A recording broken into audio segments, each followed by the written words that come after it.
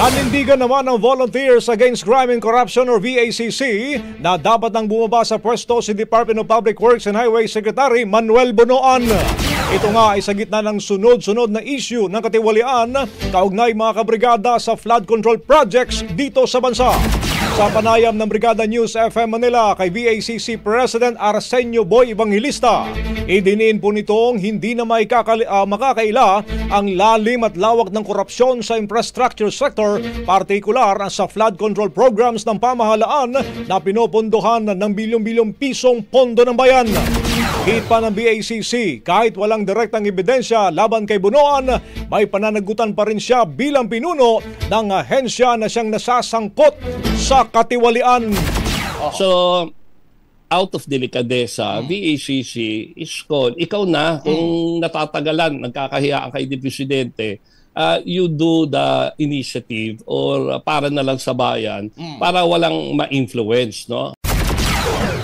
Magandang mga kabrigada, ang grupo na dapat munang magbakasyon ang Commissioner ng Commission on Audit or COA na nauugnay sa ilang kontratista sa flood control.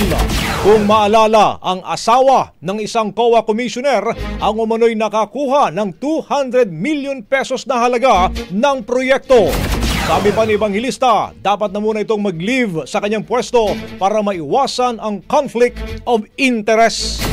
Puro for the sake of transparency at delikadesa, siguro baka somehow we can mag-leave muna siya during preventive, hindi man suspension, kundi pagbakasyonin muna natin. But then, yun nga masakit kaso, kahit pagbakasyonin mo tong commissioner ng COA, siyempre may galamay pa rin yan. Ano?